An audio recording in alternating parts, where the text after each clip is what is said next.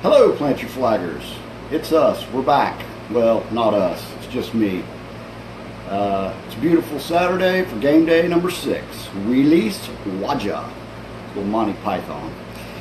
As you might notice, there's something missing today, and that something is Big Chad. He is off on a sabbatical in the dry Tortugas, hunting the elusive ringneck iguana to complete his giant lizard collection that he started when he was a young boy. So we wish him the best and hope that he and the lizards get along well. What we're going to do today, I'm going to run you through the games real quick. I don't have my side man who knows a lot more about football than me, so this will be a quicker run through. But after that, we're going to do a little game day history lesson. Very brief, but very important also. Okay, to the games. At noon, we've got Wake Forest at number 2 Clemson. Wake Forest played a good game last week against Florida State. Noles came out ahead. Good for them. Get off the schneid. Also, Iowa State at number 3 Oklahoma. The Oklahoma Sooner hats will be ready probably in the next week or so. And once again, we'd like to thank Baker Mayfield for planting his flag and really helping us out. Next we have Georgia and Vanderbilt. Number 5 Georgia looks very solid in the East. Playing Vandy, who's taken a couple tough ones here in the past few weeks. Should be a good game though. Let's see. Ole Miss at Auburn. Once again, the Ole Miss hats and the Auburn hats should be available in the next week or two, so we're going to give them some love. Auburn looks strong. We'll see what happens. Then at 3:30 we have LSU at Florida. Ed Orgeron is going to try to right the ship. Who knows what's going to happen there? It's just an up for grabs game. We'll see. We'll know this afternoon.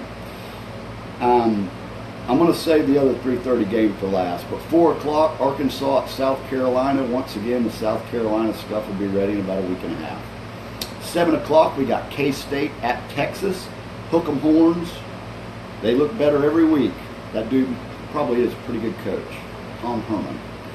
Anyway, 7:15, Alabama at Texas A&M. Oof. Nobody wants to see them big, strong suckers coming, but good luck to Texas A&M. I don't think you got much of a shot, but what do I know? Anyway, 7:30, Mizzou at Kentucky. The Kentucky hats are coming also. That's all I got to say about that one. 8 o'clock, the UCF Knights at Cincinnati. They look stronger than train smoke. UCF is lighting it up. Anyway, and then the big game of the day, especially here in the state of Florida, where finally there's just a little bit of crisp fall air coming in. It's only about 112% humidity today as opposed to 130% yesterday. And it's only about, 90 degrees instead of 97. But anyway, there's a big game. For the Noles, Miami at Florida State, the Noles, they can right their season if they win this game.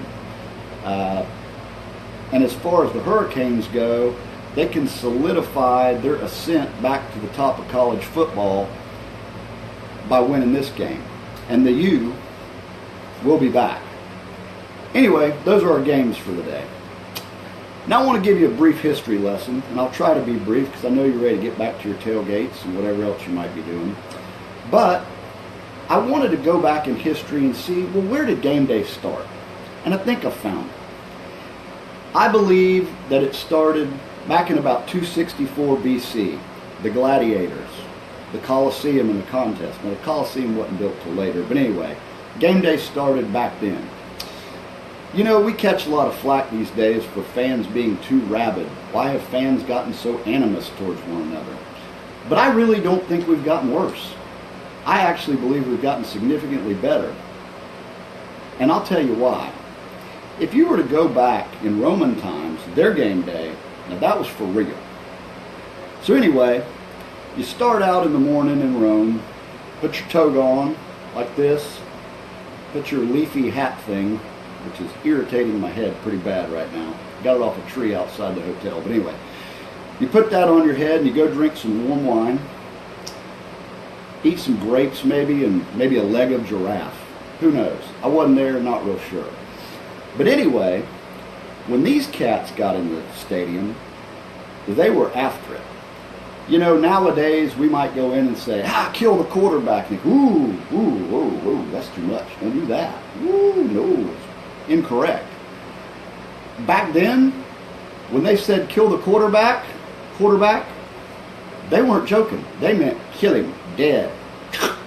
Sword to the throat type deal. Very, very bad. Back then, on the field, when a player, well, nowadays on the field, you're playing the game, you might get hurt. You might bust up your knee, bust up an elbow, shoulder, stinger, you never know. But back then, the participants in game day that were on the field, there was a real good possibility that they were going to be eaten by a lion. Now that puts some pressure on somebody. You can believe that. And I know the thing that comes to mind mostly is the guy from Alabama that poisoned Toomer's Corner trees. And that was bad. Nobody approves of that. There's no need to destroy property and stuff. But had he done that today, or done that back in Rome, I guess, he'd have been called a big wussy. And he'd have probably been fed to the lions or the hippopotamuses or whatever other kind of crazy animal they had there. But anyway, what I'm saying is, get after game day. Enjoy it. You have the right to. If you want to be loud and obnoxious, that's okay. Just remember, we're not out there to kill each other. And when the game is over, we're all fans of one game day. Love you all. See you next week. PYF. Peace to my friends. We're out.